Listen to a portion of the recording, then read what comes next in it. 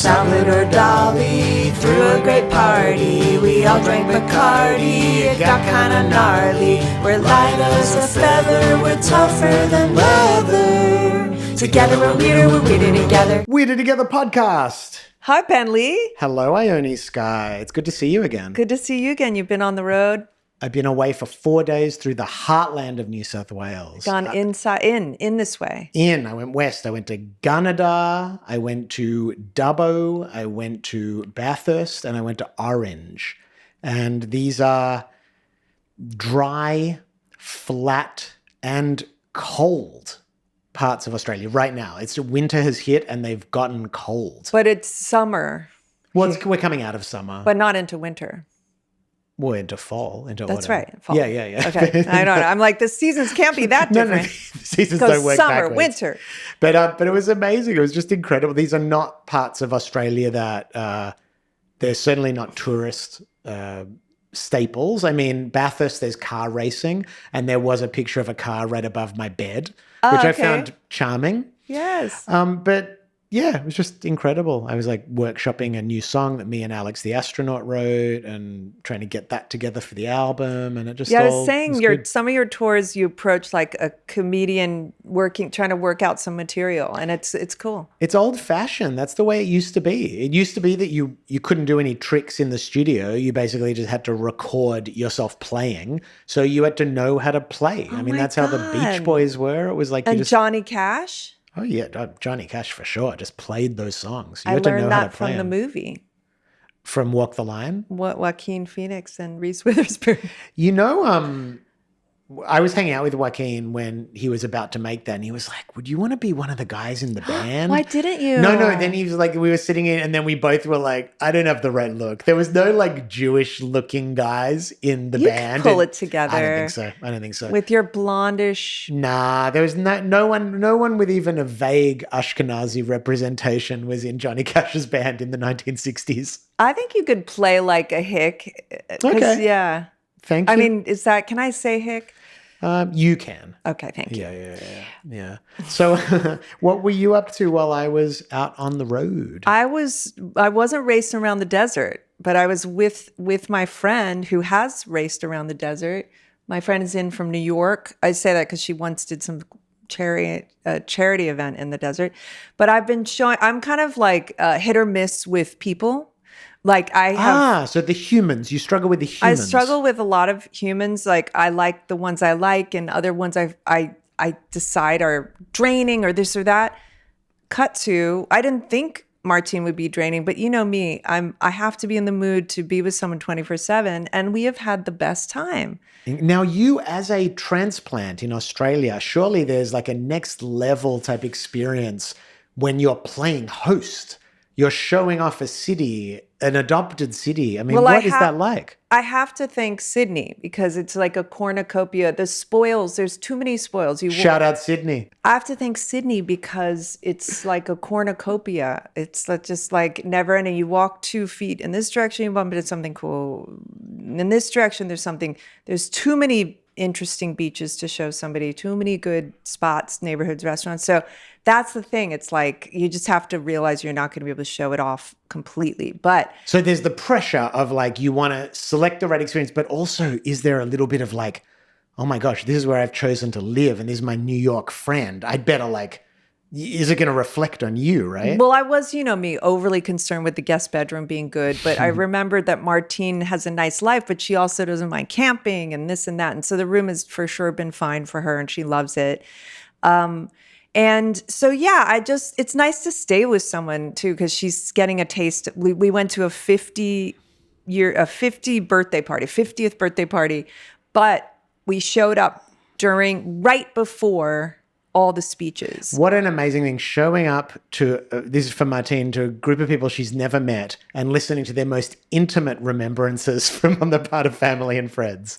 Fortunately, it's 3 people who are brilliant writers and comedians and the cream of the crop of like just great Sydney performers and writers. So the speeches were terrific. But you do have like a family member doing they started at this school and then they did this and then they had this great test. And you can see the people who are like, who are comedian writers, like just watching the family members like, okay, tighten it up here. Yeah, right. I would have snipped that. We could truncate that a little bit. But it was beautiful and nice for her to see like a real house. Because like when you go to it's so fun when you go to a city and you really like when I was doing a job in Rome and then I hooked up with the boom operator from Rome or something or other and I got to see his apartment and you see how like people live on the inside. We haven't hooked up, me and Martine, but I'm showing her around nonetheless. Look, the trip's going well. Anything could happen. Yeah. So we live in a neighborhood called Newtown, which is really fun and vibey, and it's also like it's touristy for people to visit, but it's also like not really touristy to live in Newtown. So it's fun for her to see a real neighborhood. I took her to Auntie. I know so many people in the community now. You're community maxing. I'm community maxing. And in LA, sure, I knew some people at the Canyon Country Store, but I'm not normally in LA. You stick in your car, you stick in your house, you don't really community max so much. I know all these people. So anyway, we went to Auntie, we went to Cairo, the Egyptian restaurant, and Martine was loving it because it's like they're just cooking right in front of you and it's so good. Amazing. Delicious food. Both those places, Auntie and Cairo. So good. And then we went to see my friend's art show at Cassandra Bird Gallery, which is like a beautiful brownstone. Like she lives in New York and this gallery is a 3-story, essentially brownstone that weirdly looks like a New York brownstone because there's a lot of obviously British architecture here. This one was like New York. Oh, that place blew me away. And Martine was like, oh. It's right in Potts Point too, if I had this, if this was my house, it would be amazing. It's truly like, and it's a really unique in the back where you have, conversations and a drink at this gallery. It's like a courtyard, like almost like Rear Window. Like there's all these cool buildings you can look into and low buildings. And it was cute. I was standing by the artist and Martine was obsessed with this architectural building that was kind of behind all the old buildings. And she was like, what's that? Look at that building. And he said, oh, my friend actually is the architect of that building. Like Sydney's so small. It is, yeah. You get in a world. And of course the artist knew the architect. And it was just like, and everyone's so nice. Oh, but one guy, an odd character, took a liking to Martine almost in the way that like a dog, you see a dog like just sort of picks you. Right. And it wasn't or a baby. Or they a just baby. Like lock in. It wasn't in a romantic or like strange way, bordering on strange maybe. He just like loved Martine and was almost kind of following us, but it was like, sounds creepy, but it wasn't. So I took a picture of them looking at the art together. Oh yeah, you sent me, and you hit a couple of Geo spots this week. Yeah, right? Our friend Geo, such a good host, had such great spots. 10 Williams, Paradise Fratelli. And we had, of course, it's funny, I said to Martine, we're at 10 Williams, I'm like, let's order the pretzel. And she was like, pretzel? Why? And I was like, it's all about the dip. And she was like, dip? Because it's like a nice restaurant. She's like, a pretzel and a dip. And then we start dipping and she's like, oh my God, this is amazing. She felt that pretzel. Yeah. And, I showed her Paddington, which is, she couldn't, it's so different to Newtown. Paddington is so fancy and like Britishy and like clean and cute. And she was like, this is so charming. And did you give a little coastal too? Is there a little coastal element? Sure. I mean, the girls kept wanting to go to Bondi, but I was like, we should see something else and as well. And so it's hard to choose if you're picking one. So I picked Nielsen Park and we took a little walk and she loved it. I think she can't believe it. It's really is like people come to Sydney and they're like, whoa. I mean, you're eligible for some kind of ambassadorship. I genuinely think remember G'day USA or whatever, that tourist commission? They got to bring you into the fold. You know what? Anyone could do it almost. It's, again, thank you, Sydney. It's Sydney. Sydney is just like... But this is what an ambassador should say. I'm doing nothing. It's the city. Yeah. Just come to Sydney. Yeah, it's cute. And her kids, like her 16-year-old and my 16-year-old were besties when they were little, very toddler besties. And you never know at 16, is the magic still there? Right. And boy, oh boy, do they still have the magic? So the 16-year-olds are having a really nice time. Now, wait, just before we move on from this idea, I'm still obsessed with this idea of you being an ambassador for Australian tourism. Okay. Famously, Paul Newman had the catchphrase, come on, let's throw a shrimp on the Barbie. If you were going to have a catchphrase for Australian tourism through the eyes of Ione Skye, what would it be? No pressure. Come on, give us some gold. The lucky country is one, but there needs to be something else. Cornucopia? What No. about get lucky in the lucky country? That's pretty good. Something like that? Yeah. Okay. Get lucky assumes you're going to get laid or do well at the pokies. I mean, could you sell this any better? Incredible. Love it. Well, Martine is very lucky to have you as a host here. I did overhear her saying to her daughter something, come on, Ione's been so accommodating. Like, I don't know what she was trying to get her daughter to do, but I was like, oh, that's nice to hear. While we're chatting, you have eyeline for the computer there, right? So you can just tell me, you can look at it every now and then and let me know it's recording, right? What does that look like? Like there's no error message showing up, and there's but like it's not pink really, it's not along. it's not really moving along. Sorry, but it's No, you don't worry about it. As long as you can see there's pink, that means it's actively recording. okay. I appreciate also this color combination of this computer. The pink, the blue, and the green are all. It's a coral pink. Yeah, you're talking about the Pro Tools, the way the sound files. Because I'm doing a a deep dive. I love this Instagram TikTok guy who breaks down fairy tales because I'm a nerd for all that. Sure. And it's old fairy tales and illustrators and stuff. And the 40s and 50s Disney illustrators were really amazing women. One was a pinup, and she and her husband loved. They also did sexy drawings together, which is cute. But she did I think Cinderella or something. I don't know. Is this Mary Blair? Not Mary Blair, but it's in that world. Okay. Maybe Mary Blair. Everybody who's like more, intelligent about Real all this animation nerds. they would know. Yeah. But those color schemes remind me of like the 50s colors. And I appreciate it, Power Tools. Thank you. Pro Tools. Pro Tools. Power Tools is what, the gay club or something? Or No, it was wasn't a gay club, but it was a great club in LA. Yeah. Shout out to Power Tools. Okay, there you go. So we were meant to have Jerry Beckley here today from the band America, and he's got a bit of a cold, so he'll be here next week. But I think if the Beautiful Babies, we have some fans of the band America, Horse with No Name, Ventura Highway, Sister Golden Hair. You can chime in with a question, and we will ask him next week. weirdtogetherpod@gmail.com. Jerry is an absolute legend, a gentleman, a stylish man. He's been someone who I like.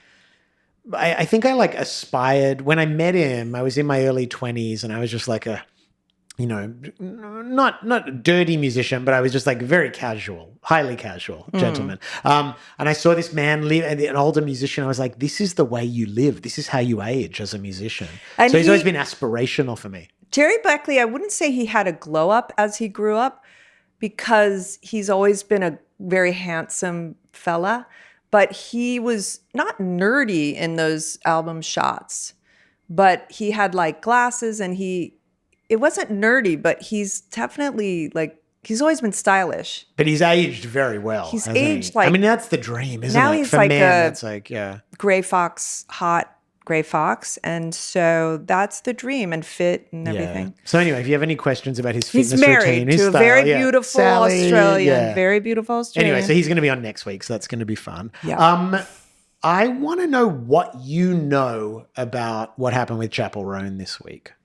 I know that it was interesting. Jude Law's daughter, who with his ex was in a hotel lobby, and a security guard came over and apparently like overly reprimanded them for harassing Chapel Roan. And I thought that sounded fishy. And I think what the real story is that there was a security guard, but possibly for somebody else, took it upon themselves to protect Chapel Roan, even though Chapel Roan didn't need protection.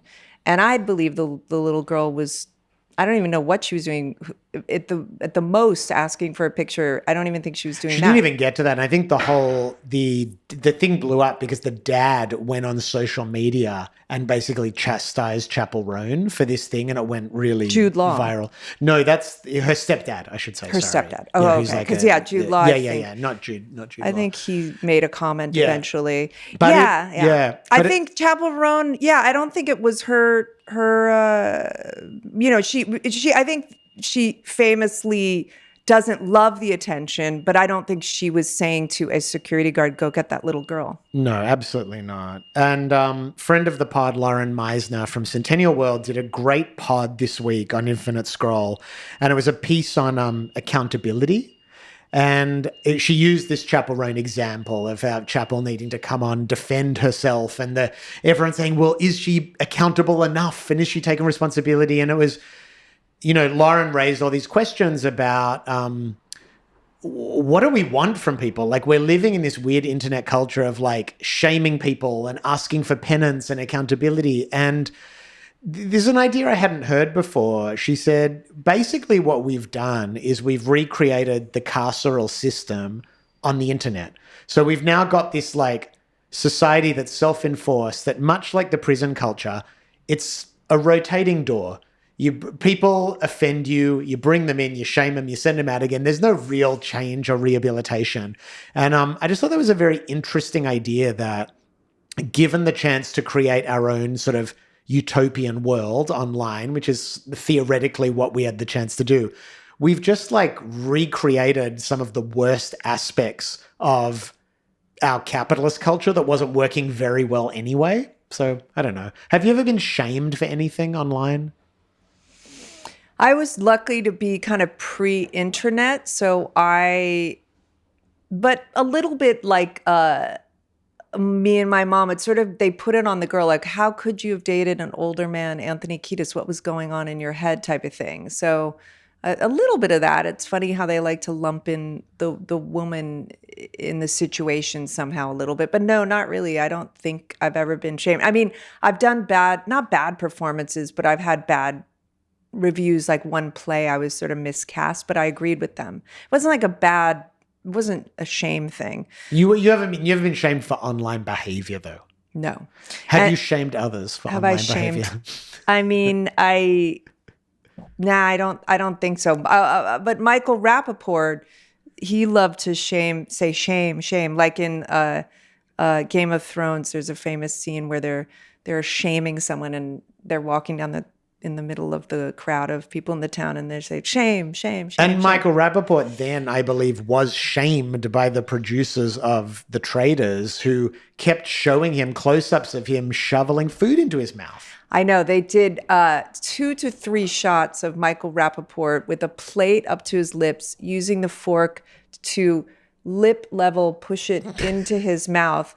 And I wonder if they used the same shot a few times, or if that was, just a couple of times they caught him. And my thought, and I wonder if everyone else who is watching it was, have I ever done that? And also just like, what are you doing, Michael? And how much do you have to piss off people behind the scenes that in the edit, they are putting deliberately humiliating footage of you eating in? Yeah. There's got to be some nightmare behavior going on. Michael Rappaport was scaring people, but I still felt that was a bit shady to do to him. Yeah. You know what I'm saying? Hey, accountability. There's consequences in life. Yeah, I think people project with accountability like they are going through a lot. So they just want to work out their issues on a celebrity doing something. And it becomes fascinating because you want, on one hand, there's that thing, you want to feel better about yourself. So you want to look at somebody who's messing up, Blake Lively, that whole thing, or whoever. Yeah. I'm not saying she messed up. I'm just saying whoever's behaving badly. And the other is you're probably working out your shit on other people. Yeah, we are dreaming upon our public figures, basically, right? They're symbols that we can put things on. I got an interesting exchange online myself this week after the Australian artist Dane posted about some of these artists she's toured with and how disparate they are. And I retweeted it and I wrote, yeah, I'm the only person surely who toured with Fugazi and Vanessa Carlton. And it led to all of these artists like David Lowery from Cracker talking about how he'd toured with the Dead Kennedys and the Grateful Dead and all these different people. Kieran J. Callanan talking about how he'd toured with Roland S. Howard and John Mayer and just all these interesting things. And it made me think a lot about how that was something I really had to fight for when I was younger, because you get put in, not as much anymore, but you used to get put in these real sort of like niche subcultures and not allowed to leave. So like I played with Pavement and Sonic Youth and Sebadoh, so I was indie rock guy. And I remember saying to my booking agent, I want to play with Jewel. And him being like, why? And because I always wanted to sort of play for everybody. But it really I was thinking like, when did it change? Because now you can do anything you want, right? And I have a theory that the death of cool occurred in 1999 when Moby licensed all of his music to commercials. And he was the first cool artist to totally embrace getting that bag and getting his songs into commercials. And it kind of broke all of our brains, because for the first time, we'd all been laboring under these really strict rules of not selling out and what was okay to do and what wasn't okay to do. And he was this guy who'd made a record he loved. And he was like, I can get the music out there and make a lot of money by licensing all the songs to commercials. And suddenly it just like was the most glaring example that we were all completely wrong in the way we were thinking about our careers. I don't know. Do you remember that whole selling out thing as being like a really big factor in your decision making? Absolutely. I mean, selling out was sort of the worst. And I mean, you heard stories of people who, like, in the 70s, Woody Allen would do a commercial in Japan to fund a film or something. And that was like, oh, it's okay to do it in Japan. And, you know, but you would never do that in America. And the first time, like, I remember Anticipation, the song Carly Simon's song, was in a Heinz ketchup commercial to show how slow the ketchup came out. Anticipation is making me wait. Great commercial. Great idea. Great idea. And I remember thinking, oh no, it's going to ruin the song. I'm only going to think of that ketchup. And for a while it ruined the song. But yeah, that was like, whoa, what is she doing? It was like considered kind of bad. And when did you notice that culture had changed? Because, you know, we're Gen Xers. So for us, it was like, it was more something we came to realize that the generations below us weren't thinking in the same way. I can't think of when I noticed selling songs for commercials. No, not even that specifically, but just when did you notice that our rules of what was cool and not cool were not absolute? But well, you know changed. Me, it takes me so long to get with it. Like when someone said we're going to be watching things on our computers, I was like, that will never happen. So it takes me ages to get with things, but I am still catching up to like, wow, you can promote yourself online. Like it felt obnoxious. And I know a lot of people my age still feel that that's obnoxious. But seeing like Kyle MacLachlan, how effortlessly and beautifully, like he's cool, like doing fun things online. It also depends on how you're doing things. He's so good at it. Oh, and what was the story you had about Gwyneth? You said there was some story about her, about the way she was with music or something? Or... Well, going back to something being cool and not cool, I remember my brother dated her in the 90s and we were in a car and she was driving and she was singing along to songs that not ironically bad, like I'm being ironic, but in a way that was like, she has a beautiful voice and she's just singing these songs that I would have been embarrassed to know all the words to at the time, thinking this is a corny song. I can't like a corny song. Although secretly I would love like Endless Love, that song, you know, My Endless Love. Sure. Like, you know, think that would later, I wouldn't tell anyone I liked that song because it was considered corny. But yeah, I just thought that was kind of great that she didn't care and she just was singing these songs. So that kind of, it did the same thing as the Moby thing. It's sort of just like those kind of things break your brain. Like when you see somebody step out of assumed rules about what you can and can't do, it changes you. Yeah, for sure. Interesting. Yeah, very interesting. So there you go. And did you watch any of the Murdoch doco on Murdoch family empire thing on Netflix? No, but you're promoting it? I don't know if I'm promoting it. I'm interested in it. Yeah, I mean, no, it's of course. like, I'm fascinated with, firstly, I'm interested in media. I mean, in a sense, at the fundamental level, there is not that much different between what Rupert Murdoch was doing and what we're doing here. Right? It's creating media.